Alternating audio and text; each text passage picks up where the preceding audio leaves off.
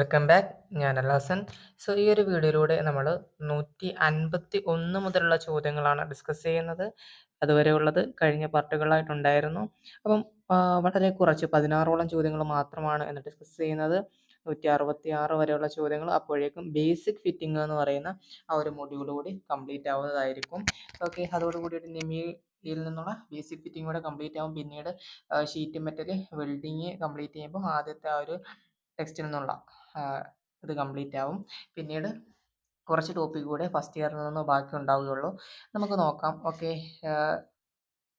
ആദ്യമായിട്ട് 151 ചോദ്യം നോക്കുകയാണെന്നുണ്ടെങ്കിൽ, what is the purpose of crowning on the cutting edge of chisel? അതായത് ഒരു ചിസൽ നമ്മൾ പരിശോധിക്കുകയാണെന്നുണ്ടെങ്കിൽ അതിൻ്റെ കട്ടിംഗ് എഡ്ജിൽ ചെറുതായിട്ട് ക്രൗണിങ് വളവ് കർവ് പോലെ ഉണ്ടാവും. ഓക്കെ, സോ അത് എന്തിനു വേണ്ടിയിട്ടാണെന്നുള്ളതാണ്. അപ്പോൾ അതിൻ്റെ ആൻസർ എന്ന് പറയുന്നത് prevent digging of corners digging ആവാതിരിക്കാൻ വേണ്ടി, അല്ലെങ്കിൽ കുഴിഞ്ഞ് പോവാതിരിക്കാൻ വേണ്ടിയിട്ടാണ് എന്ത് ചെയ്യുന്നുണ്ടാവുക. സോ അങ്ങനെ ഒരു ക്രൗണിങ് നൽകുന്നുണ്ടാവുക എന്നുള്ളത് ഒന്ന് ഓർത്ത് വെച്ചേക്കുക. 152 ചോദ്യം എന്ന് പറയുന്നത്, how to prevent the tool rubbing against the work surface in metal cutting process. Increase clearance angle. നമ്മൾ ക്ലിയറൻസ് ആംഗിൾ എന്ത് ചെയ്യും, ഇൻക്രീസ് ചെയ്താൽ മതി. എന്ത് ചെയ്യാൻ വേണ്ടിയിട്ട്, ആ ഒരു ഓപ്പറേഷൻ സക്സസ് ആയിട്ട് ആ ഒരു റബ്ബിംഗ് എന്ന് പറയുന്ന ആ ഒരു ഇതിനെ പ്രിവെന്റ് ചെയ്യാൻ വേണ്ടിയിട്ട് ക്ലിയറൻസ് ആംഗിളിനെ ഇൻക്രീസ് ചെയ്യുക. നെക്സ്റ്റ് ചോദ്യം എന്താണെന്ന് നോക്കാം. നെക്സ്റ്റ് ചോദ്യം നോക്കാം. Name the property of metal that withstand shock or impact. Shock അല്ലെങ്കിൽ ഇമ്പാക്റ്റിനെ എന്ത് ചെയ്യാൻ വേണ്ടിയിട്ടാണ്, വിത്ത്സ്റ്റാൻഡ് ചെയ്യാനുള്ള, പ്രതിരോധിക്കുവാനുള്ള, അതിനെ തടുക്കുവാനുള്ള, അല്ലെങ്കിൽ അതിനെ എന്ത് ചെയ്യാൻ വേണ്ടിയിട്ട് അതിനുള്ള ഒരു പ്രോപ്പർട്ടിയാണ് നമ്മൾ എന്തെന്ന് പറയുന്നത്, ടഫ്നെസ് എന്ന് പറയുന്നുണ്ടാവും. ഓക്കെ, ടഫ്നെസ് എന്ന് പറയുന്നുണ്ടാവും. 54 ചോദ്യം, which part is the measuring face fitted to the frame of the outside micrometer? The measuring face fitted to the frame outside micrometer. Outside മൈക്രോമീറ്ററിന്റെ മെഷറിംഗ് ആ ഒരു ഫ്രെയിമിൽ ഫിക്സ് ചെയ്തിട്ടുള്ള മെഷറിംഗ് ഫേസ് എന്ന് പറയുന്നത് ഏതാണ്? ആൻവിലാണ്. അലോയ് സ്റ്റീൽ കൊണ്ടാണ് നിർമ്മിച്ചിട്ടുണ്ടാവുക. ഓക്കെ, അടുത്ത് what is the name of micrometer? ഈ ഒരു മൈക്രോമീറ്ററിന്റെ പേരെന്ന് പറയുന്നത് ഡെപ്ത് മൈക്രോമീറ്റർ എന്നാണ്. ഡെപ്ത് മൈക്രോമീറ്റർ എന്നാണ്. ഓക്കെ, സോ ഇപ്പോൾ തൽക്കാലം നിങ്ങൾ ഇതൊക്കെ എന്ത് ചെയ്യുക, കാണാതെ തന്നെ പഠിക്കുക. ഓക്കെ, ഇതിന്റെ എക്സ്പ്ലനേഷൻ ഉൾപ്പെടെയുള്ള വീഡിയോസ് നമ്മൾ 100 ചോദ്യങ്ങൾ ഡിസ്കസ് ചെയ്ത് വരുന്ന ആ ഒരു ഇതിൽ ഉൾപ്പെടുത്തുന്നുണ്ട്. അതൊന്ന് കണ്ടാൽ മതി. ഇതിൽ നിന്നുള്ള കൂടുതൽ ചോദ്യങ്ങൾ അതിനകത്ത് വരുന്നുണ്ട്. How the drill chuck are held on the machine spindle. Drill chuck held on the machine spindle. Machine സ്പിൻഡിലിനകത്ത് ഡ്രിൽ ചെക്ക് എങ്ങനെയാണ് ഹോൾഡ് ചെയ്യുന്നത്? ബൈ ആർബർ എന്ന് പറയുന്ന ഓപ്ഷനാണ് ഇവിടെ വരുന്നുണ്ടാവുക. ഓക്കെ, 157 ചോദ്യം, which drilling machine the spindle head is moved toward or away from the column എന്നുള്ളതാണ്. അതായത് ഒരു കോളം, ഓക്കെ, ഒരു പില്ലർ പോലെയുള്ള ഒരു ഇതിനെയാണ് പറയുന്നത്. സോ അതിനകത്ത് നമുക്ക് സ്പിൻഡിൽ ഹെഡിനെ അങ്ങോട്ടും ഇങ്ങോട്ടും മൂവ് ചെയ്യാനായിട്ട് പറ്റും. അത് ഏത് ഡ്രില്ലിംഗ് മെഷീൻ ആണെന്ന് വെച്ച് കഴിഞ്ഞാൽ ഒരൊറ്റുത്തരം മതി, റേഡിയൽ ഡ്രില്ലിംഗ് മെഷീൻ എന്നുള്ളതാണ്. റേഡിയൽ ഡ്രില്ലിംഗ് മെഷീൻ എന്നുള്ളതാണ്. അടുത്ത 158 ചോദ്യം, which part of the screw thread are mounted at the crest and root? Rounded at the crest and root. അതായത് ക്രസ്റ്റ് റൂട്ട് അറിയോ? ഇപ്പോൾ ഒരു സ്ക്രൂ ത്രെഡിന്റെ എന്ന് പറഞ്ഞു കഴിഞ്ഞാൽ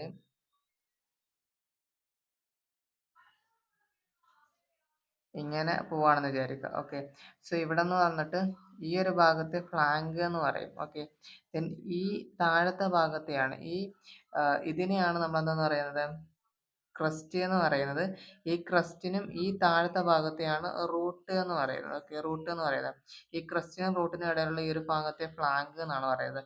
ഇപ്പൊ ഇവിടെ ചോദിച്ചിട്ടുള്ളത്, ഇപ്പൊ ഇവിടെ ഇങ്ങനെ ഫ്ലാറ്റ് ആയിട്ടല്ലേ ഇരിക്കുന്നത്, ഇതുപോലെ തന്നെ ഈ ക്രസ്റ്റ് റൂട്ടും ഇങ്ങനെ റൗണ്ടഡ് ആയിട്ടുണ്ടാവും. ഓക്കെ, ഒരു സ്ക്രൂ ത്രെഡിന്റെ.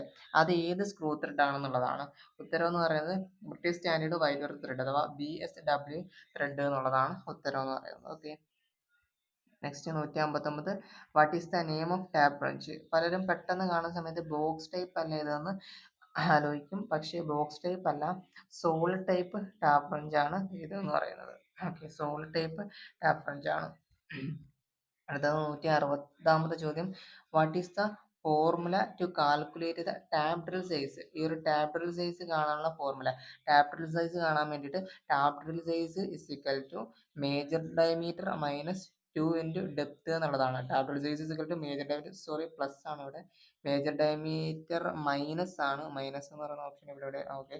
Tablet size is equal to major diameter minus 2 into depth, option A ആണ്. Okay, major diameter is equal to sorry tablet size is equal to major diameter minus 2 into depth എന്നുള്ളതാണ് ഉത്തരവ് എന്ന് പറയുന്നത്. 161ാമത്തെ ചോദ്യം നോക്കുക. Which activity causes excessive wear and chattering of drill bit while drilling?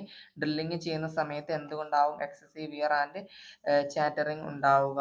ഇതിനകത്ത് to fast feed rate, too slow feed rate, more cutting speed, too slow spindle speed എന്നിങ്ങനെയൊക്കെയാണ് option കൊടുത്തിട്ടുള്ളത്. Which activity cause excessive wear and chattering of drill bit while drilling? അതിന്റെ ഉത്തരം എന്ന് പറയുന്നത് to slow feed rate എന്നുള്ളതാണ്. അടുത്ത ചോദ്യം എന്ന് പറയുന്നത് ഇതിന്റെ സെപ്പറേറ്റ് ആയിട്ട് വീഡിയോ ചെയ്യാന്ന് പറഞ്ഞിട്ടുണ്ടായിരുന്നു. അടുത്തത് which part of combination set is used to mark and check angle 90 degree and 45 degree? Combination സെറ്റിൽ വ്യത്യസ്ത പാർട്ടുകളുണ്ട്, centre head, square head, protector head, rule എന്നിങ്ങനെ. അതിനകത്ത് ഏത് പാർട്ടാണ് 90 ഡിഗ്രി ആൻഡ് 45 ഡിഗ്രി ചെക്ക് ചെയ്യുന്നുണ്ടാവുക? സ്ക്വയർ ഹെഡ് എന്ന് പറയുന്ന ഭാഗമായിരിക്കും. Okay, then why ribs are provide the angle plate? Angle പ്ലേറ്റിൽ എന്തിനു വേണ്ടിയിട്ടാണെന്ന് ചോദിച്ചിട്ടുണ്ടെങ്കിൽ എന്തിനു വേണ്ടിയിട്ടാണ്? പ്രിവെന്റ് ഡിസ്ട്രോഷൻ എന്നുള്ളതാണ് റിബ്സ് പ്രൊവൈഡ് ചെയ്തിട്ടുണ്ടാവുക, രൂപഭേദം ഒക്കെ തടയുന്നതിന് വേണ്ടിയിട്ടാണ്. 165ാമത്തെ identify the type of V block. ഈ വി ബ്ലോക്ക് ഏതാണ്? ഇവിടെ ഇങ്ങനെ ഒരു വി ബ്ലോക്കിനെ കാണുന്ന സമയത്ത് നിങ്ങൾക്ക് നോക്കാം, ഇവിടെ എന്തുണ്ട്? ഇതിനെ നമ്മൾ ലെവൽ എന്നാണ് ഉദ്ദേശിക്കുന്നത്. ഈ വിയെ നമ്മൾ എന്താ പറയും? ലെവൽ എന്നാണ് പറയുന്നുണ്ടാവുക. ഇതിനെ ഗ്രൂവ് എന്ന് പറയും. ഓക്കെ, ഇതിനെ ഗ്രൂവ് എന്ന് പറയും. അങ്ങനെയാണെന്നുണ്ടെങ്കിൽ നിങ്ങൾക്ക് മനസ്സിലാകും ഇവിടെ എന്താണ്, ഇവിടെ ഇതിനെ ഫുള്ള് ചേർത്തിട്ടാണ് വൺ ഗ്രൂവ് എന്നാണ് പറയാ. ഓക്കെ, ഒരു ഗ്രൂവ് എന്നാണ് പറയാ. ദെൻ അതുപോലെ തന്നെ ഇത് ഒരു വി ആണ്, ഇതൊരു ലെവലാണ്, ഇത് ഒരു ലെവലാണ്. ഓക്കെ, എന്നാൽ ഇത് തമ്മിൽ ചേരുമ്പോഴാണ് ഒരു ഗ്രൂവ് ആവുന്നത്. അങ്ങനെയാണെന്നുണ്ടെങ്കിൽ നമുക്ക് പറയാം ഇവിടെ എന്താണ്, രണ്ട് വി ഉണ്ട്, അതായത് രണ്ട് ലെവൽ ഉണ്ട്, ഡബിൾ ലെവല്. സോ ഗ്രൂവ് എത്രയുണ്ട്? സിംഗിൾ ഗ്രൂവ് ആണുള്ളത്. ഡബിൾ ലെവൽ സിംഗിൾ ഗ്രൂവ് എന്ന് പറയാം. Double level single groove, option C ആണ് ശരി. ഡബിൾ ലെവൽ സിംഗിൾ ഗ്രൂവ് എന്നാണ് പറയുന്നത്. ഓക്കെ, അടുത്ത 166 ലാസ്റ്റ് ചോദ്യമാണ്, ലാസ്റ്റ് ഉത്തരമാണ്. How much carbon content steel is ഫോർജബിൾ?